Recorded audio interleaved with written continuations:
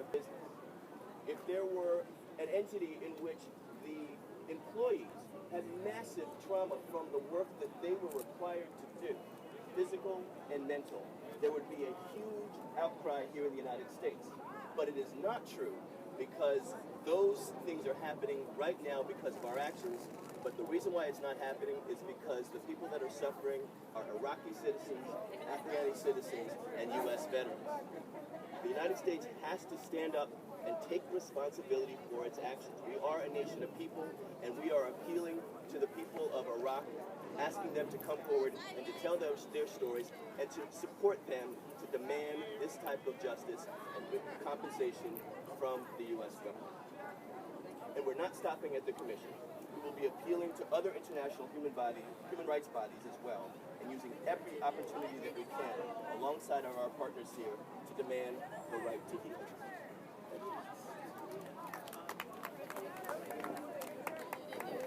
Thank you, Vince.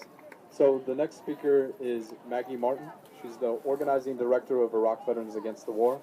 Has been an organizer with the group for a number of years now, and has been instrumental in helping with the testimonial collection work that we did down in Texas at Fort Hood, which is the largest base in the country.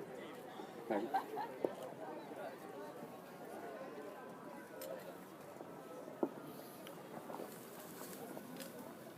Thank you. Today marks 10 years to the day when the U.S. invaded Iraq. On March 19th of 2003, I was in Kuwait waiting to cross the border. And since that day, I've been trying to heal from my experiences in the war, and I'm here today to demand accountability on behalf of Iraq Veterans Against the War and Afghanistan Veterans Against the War. We're here to send a clear message to the U.S. government.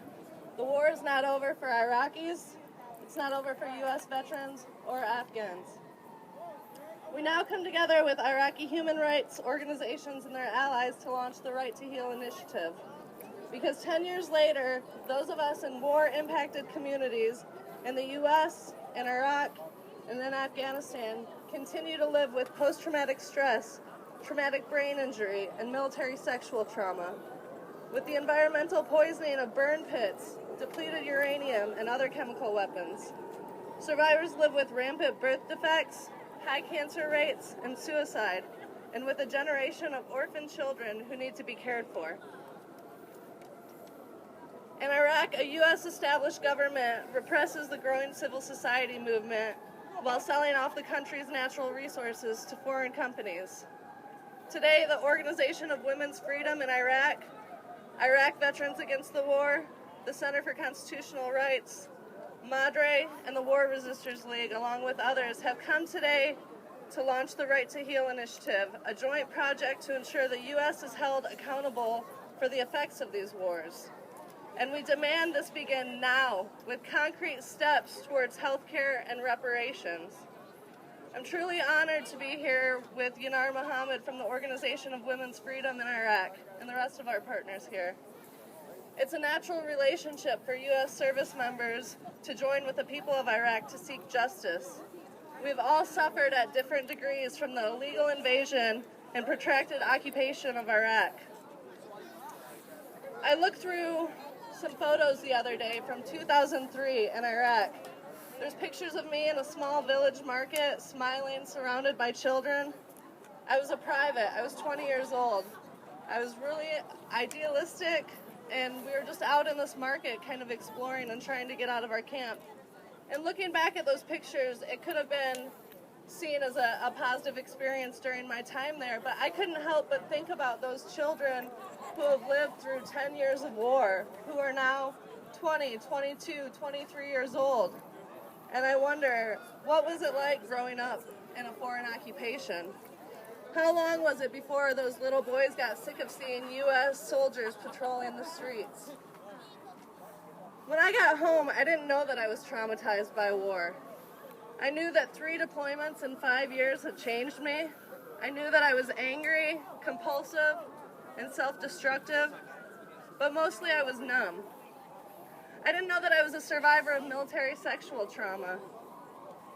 I knew that a couple days after coming home from Iraq, my now ex-husband got violent for the first time and sexually assaulted me. I knew that I didn't trust the people that I worked for and worked with. I knew that I had heard about which kind of women in the military were supposedly raped, and I knew that I wasn't one of those people.